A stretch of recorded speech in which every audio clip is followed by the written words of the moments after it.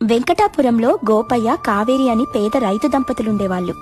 చిన్నపాటి మట్టింట్లో కాపురముంటూ కొద్దిపాటి పొలంలో వ్యవసాయం చేసుకుంటూ అలా వచ్చిన డబ్బులతోనే సంతోషంగా జీవిస్తూ ఉంటారు.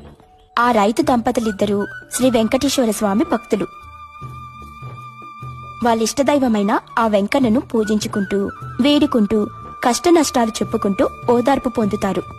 ఒకరోజు రాత్రి 11 గంటలకు పొలం దగ్గరికి వెళ్లాల్సిన పరిస్థితి గోపయ్యకొచ్చింది.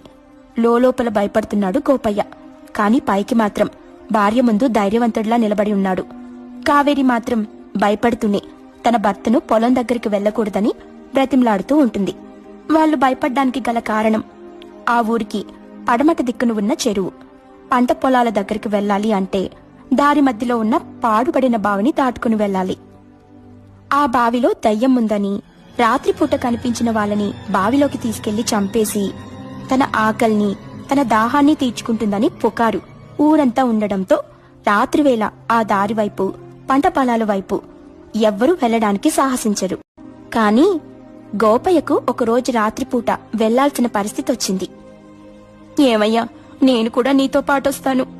వద్దు కావేరి, నేను నీ మొగుణ్ణి, పైగా మగాణ్ణి. నువ్వు చూస్తూ ఉండు, ఇలా వెళ్లి అలా మోటార్ పెట్టి తిరిగొచ్చేస్తాను కదా. ఆ బావికి దూరం నుంచి వెళ్ళండి, ఆ బావి దగ్గరికి అసలే వెళ్ళొద్దు.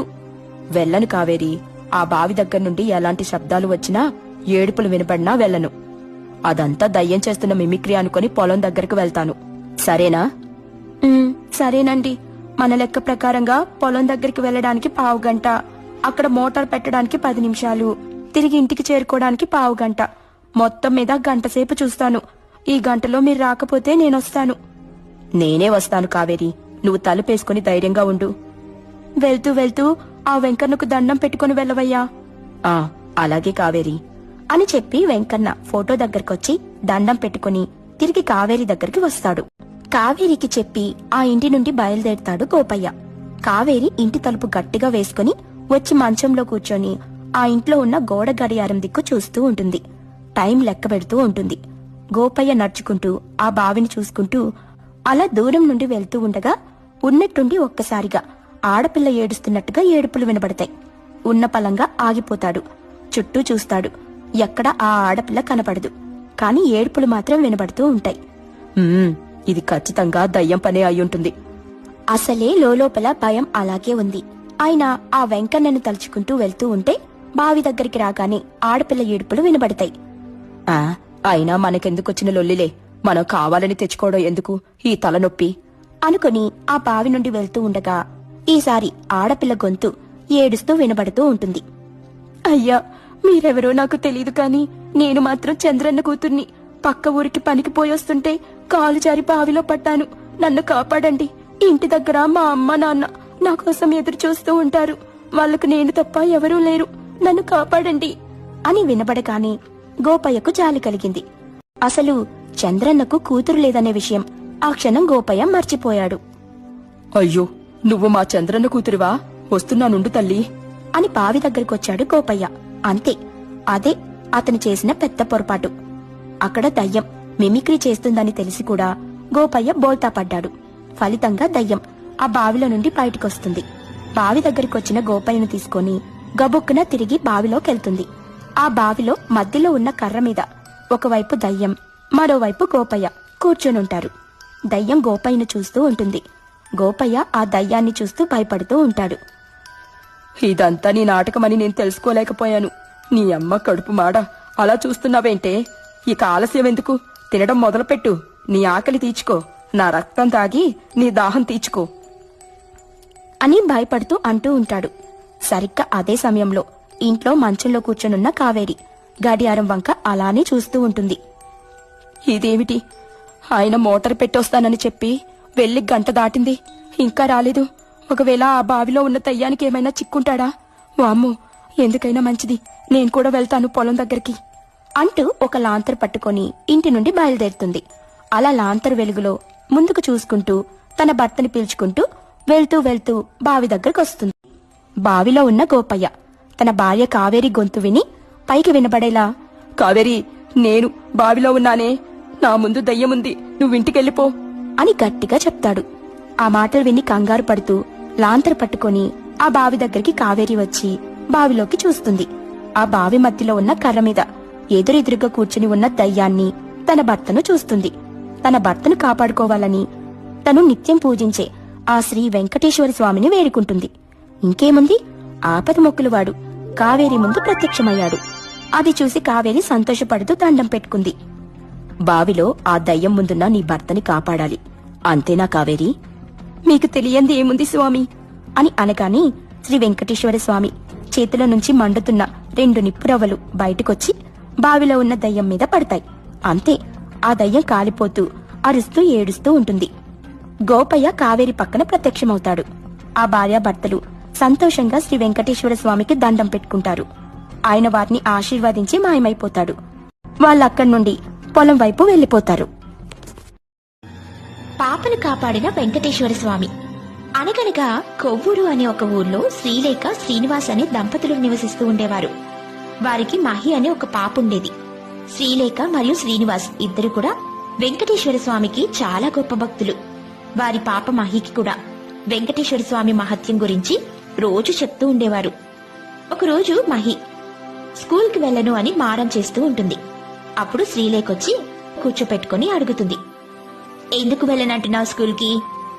మా స్కూల్లో పాఠాల కంటే నువ్వు చెప్పే వెంకటేశ్వర స్వామి గురించి కథలంటేనే నాకిష్టం. సరే, నేనిప్పుడు ఇంకో కథ చెప్తాను. కథ విన్న తర్వాత స్కూల్కి వెళ్లి బాగా చదువుకోవాలి, సరేనా? సరే అమ్మా, ముందు నువ్వు కథ చెప్పు. అనగనగా ఒక ఊర్లో ఒక పెద్దాయన ఉండేవాడు. అతని కూతురికి ఘనంగా పెళ్లి చేస్తాడు. కూతుర్ని, అల్లుడిని పసుపు బట్టలతో తిరుమలలో శ్రీవారి దర్శనం చేపించాలని అనుకుంటాడు. చాలా బాగుందమ్మా, నిజంగా వెంకటేశ్వర స్వామి చాలా మహత్యం కలిగిన వారు. సరే, నేను స్కూల్కి వెళ్తాను. వెళ్తూ వెళ్తూ దారిలో వెంకటేశ్వర స్వామి వారి గుడికి వెళ్లి స్వామివారిని దర్శనం చేసుకుని వెళ్తానమ్మా. అలాగే మహి, జాగ్రత్తగా వెళ్ళిరా. అలా మహి రోజు ఉదయం వెంకటేశ్వర స్వామి గుడికి వెళ్లి దర్శనం చేసుకుని స్కూల్కి వెళ్లేది. ఒకవేళ స్కూల్కి సెలవిచ్చినా కూడా మహి వెంకటేశ్వర స్వామి గుడికి వెళ్లడం మర్చిపోయేది కాదు. కానీ ఒకరోజు మహి ప్రతిరోజు వెళ్తున్నట్టు స్వామివారి గుడికి వెళ్తూ ఉంటుంది. దారిలో ఒక దయ్యం వచ్చి మహిని పట్టుకుని అడవిలోకి తీసుకుని వెళ్లిపోతుంది. అక్కడ గుడిలో వెంకటేశ్వర స్వామి ఇలా అనుకుంటూ ఉంటారు, రోజు నన్ను దర్శనం చేసుకోవడానికి వచ్చే నా భక్తురాలు మహి ఇంకా రాలేదేంటి? ఏదైనా ఆరోగ్యం బాలేదా? నేనే వెళ్లి చూసొస్తాను, మహికేమైందో. అలా వెంకటేశ్వర స్వామి మారువేషంలో మహి వాళ్ళ ఇంటికి వెళ్తారు. ఇంటి దగ్గర మహి వాళ్ళమ్మ శ్రీలేఖ ఏడుస్తూ ఉంటుంది. ఏమైందమ్మా, ఎందుకు ఏడుస్తున్నావు? మహి ఎక్కడుంది? పొద్దున గుడికి వెళ్తున్నానని చెప్పి ఇంట్లో నుండి బయటికి వెళ్ళింది. ఎంతసేపటికి రాకపోవడంతో అంతా వెతికాను. నా కూతురు ఎక్కడా కనిపించలేదు. ఏమైందో అని భయంగా ఉంది. నువ్వు కంగారు పడుకు తల్లి, మహి ఎక్కడున్నా నేను తీసుకునొస్తాను. అలా చెప్పి వెంకటేశ్వర స్వామి ఊర్లోకొచ్చి అక్కడున్న వారందర్నీ మహి గురించి అడుగుతాడు. ఒక ఆమె ఇలా చెప్తుంది, అయ్యా, ఆ పాపను ఒక దయ్యం అడవిలోకి తీసుకుని వెళ్లడం నేను చూశాను. ఎవరికైనా చెప్తే ఆ దయ్యం వచ్చి నన్ను చంపేస్తుందేమో అని భయపడి ఎవరితోనూ చెప్పలేదు. మీరు ఆ పాపను వెతుకుతూ ఉంటే బాధ కలిగింది, అందుకే చెప్తున్నాను. మీరు కూడా జాగ్రత్తయ్యా. అలాగేనమ్మా, నేను పాప దగ్గరికి వెళ్తాను. సమాచారం ఇచ్చినందుకు మీకు చాలా ధన్యవాదాలు. అలా వెంకటేశ్వర స్వామి మహిని వెతుక్కుంటూ అడవిలోకి వెళ్తారు. అక్కడొక చోట పాప ఏడుపు వినిపిస్తూ ఉంటుంది. ఇది మహి గొంతులాగుంది, అంటే పాప ఇక్కడే ఎక్కడో ఉండుంటుంది అని మహి కోసం వెతుకుతూ ఉంటే మహిను ఒక చెట్టుకు కట్టేసుంటుంది ఆ దయ్యం. ఆ చెట్టుకు దయ్యం వ్రేలాడుతూ ఉంటుంది. వెంకటేశ్వర స్వామి వెళ్లి మహిని విడిపించడానికి ప్రయత్నం చేస్తారు. ఆ దయ్యం వచ్చి వెంకటేశ్వర స్వామిని అట్టగిస్తుంది. అప్పుడు వెంకటేశ్వర స్వామి తన చేతిలో ఉన్న విష్ణు చక్రం ఆ దయ్యానికి కనిపించేలా చేస్తాడు.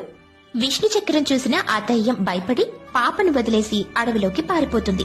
అప్పుడు వెంకటేశ్వర స్వామి మహి కట్లిప్పి మహి వాళ్ళింటికి తీసుకునొస్తారు. మహిని చూడగానే ఆమె తల్లిదండ్రులు చాలా సంతోషపడతారు. అయ్యా, మీరెవరో తెలీదు కాని సమయానికి మీరు రాకపోతే మా కూతురు మాకు దక్కేది కాదు. మీ పేరేంటి? మీరెవరయ్యా? అప్పుడు వెంకటేశ్వర స్వామి తన నిజమైన స్వరూపంలోకి వస్తారు. మహి, శ్రీలేఖ, శ్రీనివాస్ నమస్కారం చేసుకుంటారు. స్వామి, నా కూతుర్ని కాపాడడానికి సాక్షాత్తు మీరే రావడం మేం చేసుకున్న అదృష్టం స్వామి. అలా వాళ్ళందరూ కలిసి వెంకటేశ్వర స్వామికి నమస్కారం చేసుకుంటారు. ఆ తర్వాత వెంకటేశ్వర స్వామి మాయమైపోతారు.